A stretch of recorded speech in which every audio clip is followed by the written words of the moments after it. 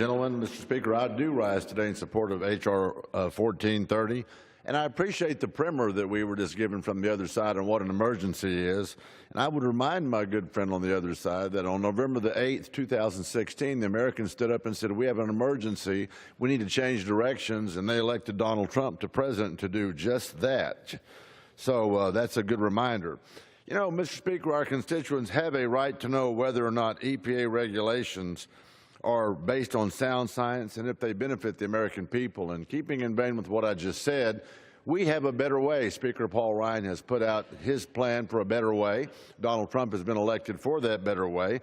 The American people deserve a better way. And so this is called the Honest Act, which I'm proud to be a co-sponsor of. It is a better way. It is simple and straightforward. It's a message to government bureaucrats. They cannot propose costly new regulations without providing sufficient transparency. As my good friend from Washington said, why would anybody be opposed to transparency and a right for the American public to know?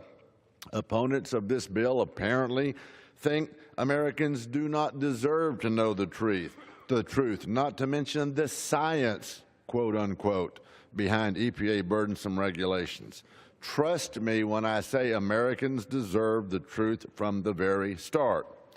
Mr. Speaker, the EPA's regulatory agenda should not require secret science or much less 30-year-old data in order to sell it to the American people. The other side likes to claim that a lot of scientists behind this climate change theory, but they won't release that data. So what are they hiding behind? And by the way, I remember Mark Twain said that sometimes a majority simply means all the fools are on one side. Mr. Speaker, it is long past time for Congress to increase the transparency of the EPA.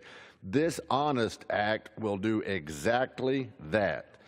The Honest Act will do exactly that by prohibiting the EPA from proposing or finalizing regulations based upon the data that is either outdated, it is not transparent, nor is it publicly available for review.